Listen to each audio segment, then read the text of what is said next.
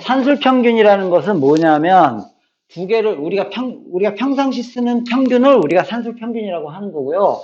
기하평균은 어디서 쓰는 거냐면 퍼센트의 평균을 낼 때 기하평균을 쓰는 겁니다. 평균도 종류에 따라 틀리단 말이야.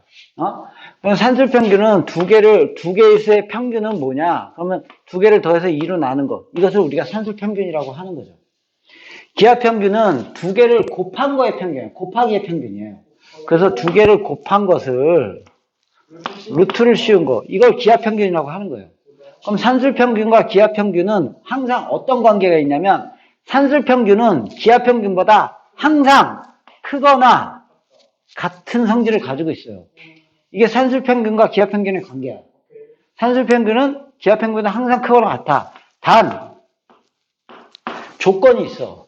무조건 그런 게 아니고 A가 양수고 B도 뭐일 때? 양수일 때. 음수일 때는 안 돼요. 둘 다 양수일 때. 그리고 등호는 이거 1대 된다는 거예요. 오케이?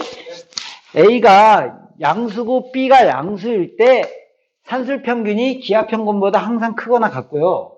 그리고 이 등호는 언제 성립하는 거냐면 등호는 A하고 B하고 같을 때. 이때 성립합니다. 이렇게. 얘하고 얘가 같을 때 이 등호가 성립하는 거예요. 만약에 다르면 무조건 얘가 얘보다 크다는 거죠. 알겠어요? 이거의 증명은 이렇게 빼면 되죠? 빼는 거예요. 그러니까 부등식은 그냥 무조건 빼면 돼. 증명이라는 게 뭐 얻은 게 단지 좀 안 될 때는 제곱해서 빼면 돼. 양수일 때는.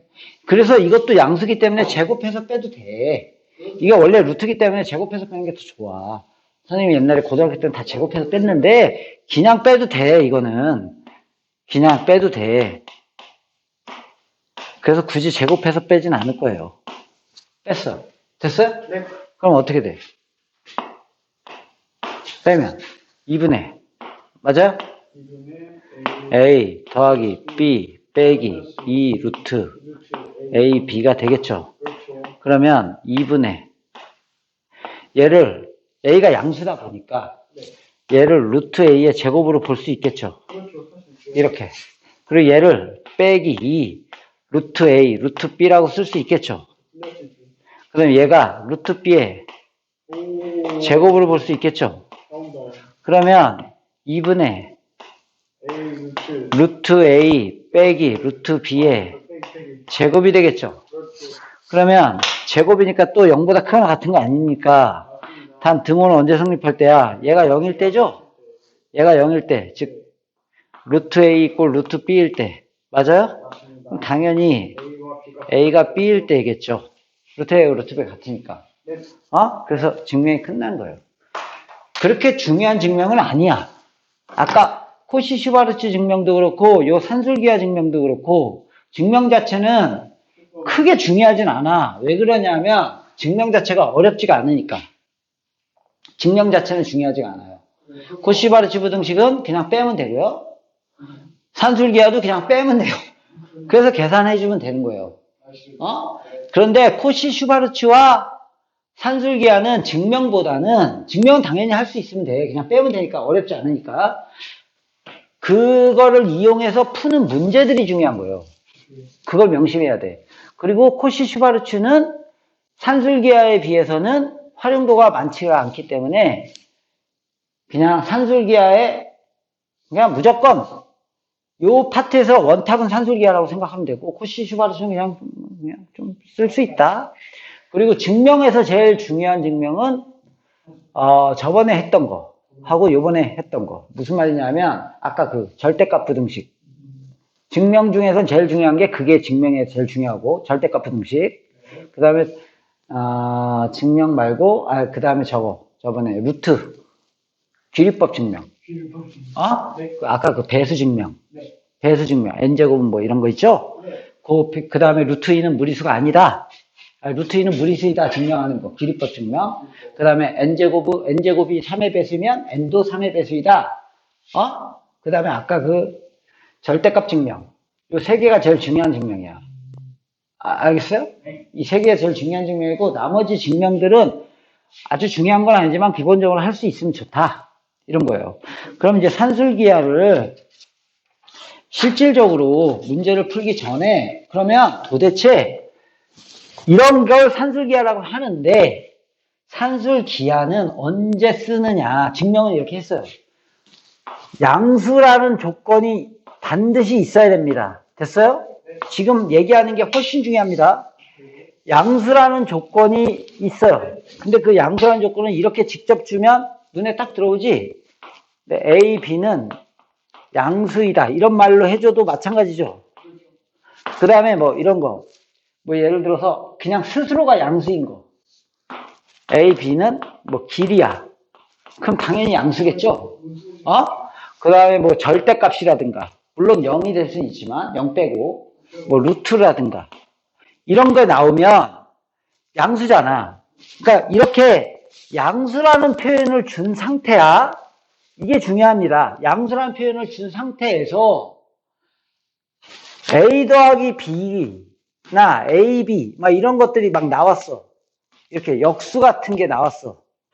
눈에 잘 보세요. 이런 것들이 나왔어. 대충 문제에서. 알겠어요?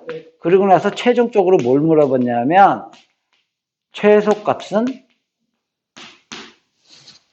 아니면 최대값은 이런 말이 나오면 산술기하를 쓰는 거예요.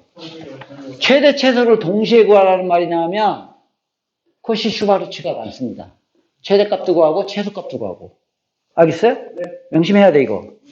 이 말이 붙으면 그래서 산술기하의 식은 저렇게 외우는 게 아니고 이렇게. 이 말이 나오면 A 더하기 B는 크거나 같다. 2 루트 AB 이렇게 외워야 됩니다. 그리고 등호는 A하고 B하고 같을 때 그거를 꼭 기억을 해야 되고요.